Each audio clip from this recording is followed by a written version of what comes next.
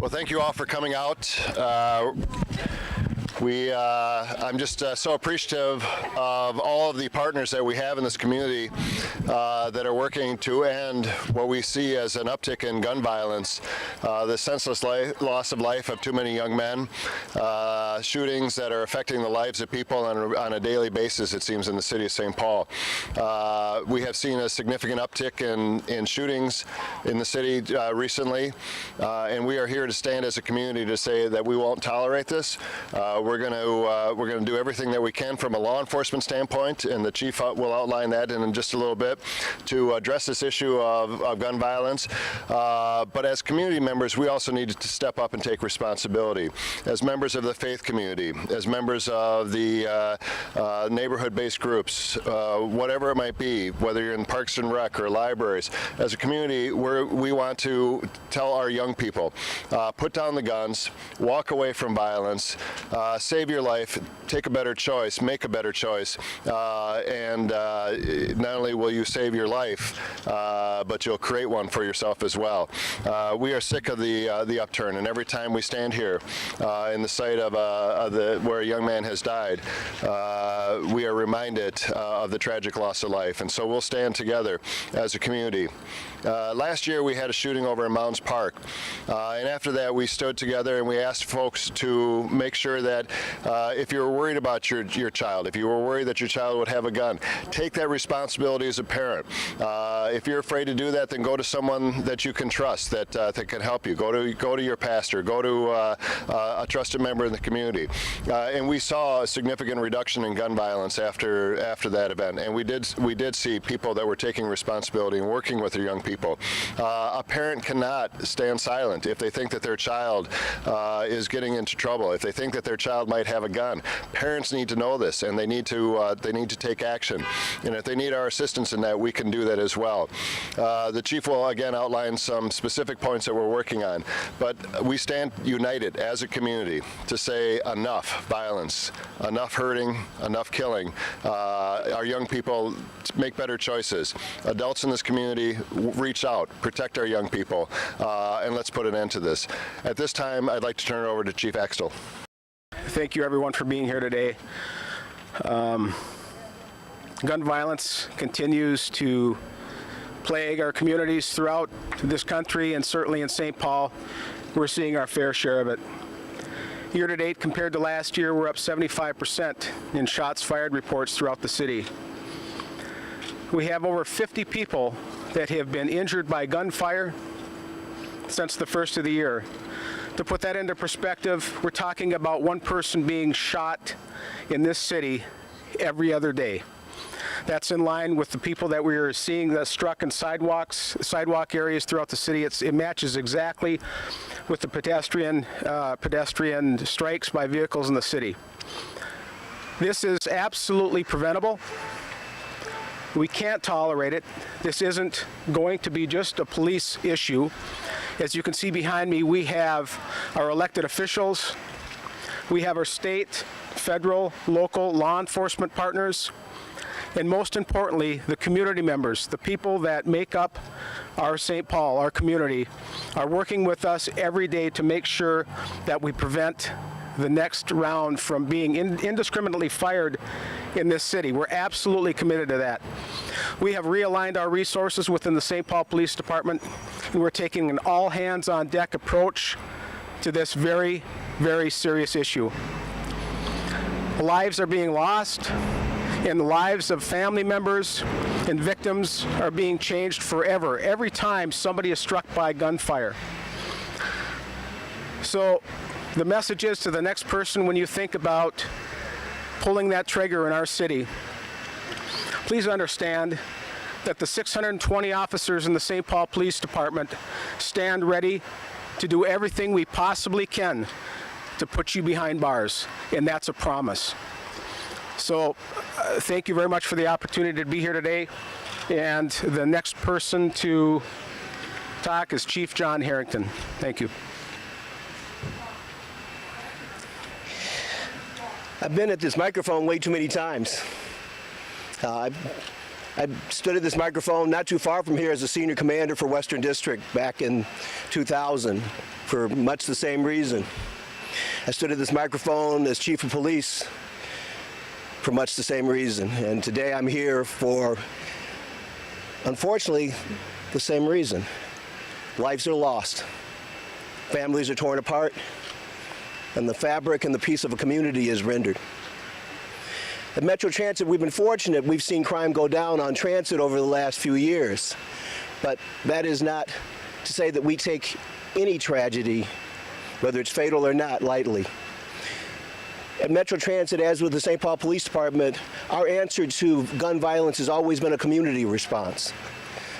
I looked over as I came here today and saw my partners from Weed and Seed, my partners from the God Squad, my partners from the ambassadors and from the ALC and the NAACP, partners that have been pulling with us to try and reduce gun violence. And because of their partnership, transit is a safer place today than it ever has been. But that does not mean that we can relax. It does not mean that we can take a day off from this. And like the St. Paul Police Department, we are rededicating ourselves to reduce gun violence. We are moving our resources around to the Midway District and Frogtown, downtown, and the East Side to make sure that wherever young people might be making a bad decision, that they will find transit officers there prepared to, one, hold them accountable, but secondly, to point them in the direction of the Getting Out program at Neighborhood House, point them toward Ujamaa Place, point them toward Uber Boys Clubs and other alternatives so that they can make better decisions. We want to prevent tragedies before they happen, but make no mistake about it, when a tragedy happens, as has happened in this neighborhood, we stand with police and community to hold people accountable. And I just did a radio show on KMOJ a few minutes ago, and so my message will be the same. This is to my community, to the black community. Our village is under attack by our young people, but it's not their fault. Nobody's born with a pistol in their hand. So until we take our responsibility as so-called leaders and community people to talk to our young people, both men and women, to remove the guns and the level of violence in our community, this will continue. We cannot police our way out of this. The mayor can't do it, the state government can't do it, the feds can't do it. We have to do it. We have too many young people that are in pain, and we need to address that issue. So stop pointing fingers at anybody else. Do what you can do in our community to remove a gun from our community. Because if not, it's going to happen again. Nobody's born with a pistol in their hand. Nobody comes out of their mother's womb saying, I want to shoot somebody. So every time I hear about a shooting, I think about that young man or young woman. What happened? Because we as a village didn't do our job. So as a village, we need to stand up and do our part in this matter and not ask for help from anybody but ourselves. Hi, my name is Serena Moran, the state representative for this district, District 65A. And I am here today because it's community. And I just so happened to have been at home when the shooting happened. And I remember in my car driving around the corner to see the young man on the ground and see the paramedics trying to resuscitate him and giving up because there was no hope. And I remember thinking to myself that another black king has lost his life to gun violence. It was deeply, really deeply, deeply troubled, because as a mother of 4 sons myself, it's just not okay. And you're right, as others have said, this is not just a state issue. This is not just a police issue.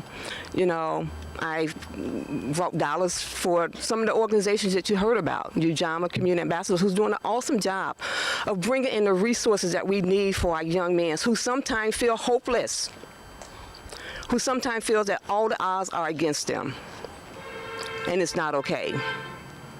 But we as a community, someone who was a block club leader before I was a state legislator, is that we have to come together as a community. We have to come out of our house. We have to sit on our front porches. We have to be in our back porches. We have to be a part of our community. We have to be the eyes for our community. And so I come today to speak with a heavy heart because another life is lost. Another young black male life is lost. And so we got to find how the guns continues to come into our community. We have to bring the resources and the jobs and the opportunities back into our community.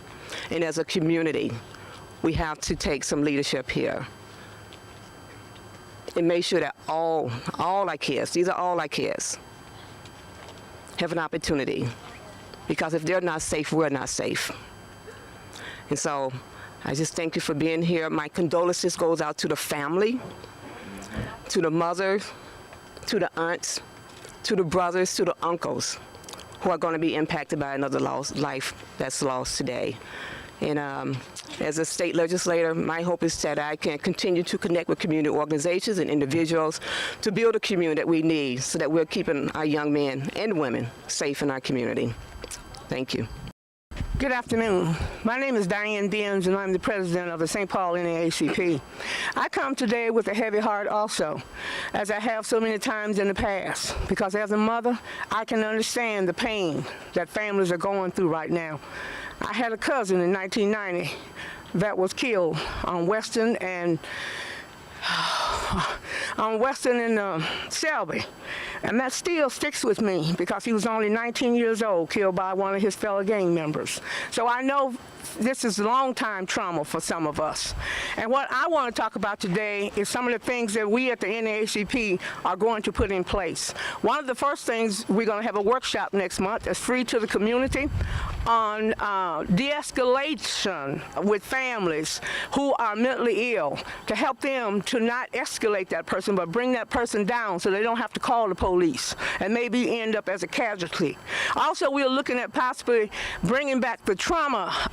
They had a trauma program at Regents Hospital that had 800 young people went through it, and they got a chance to see what it was like to be shot and having to go to the hospital.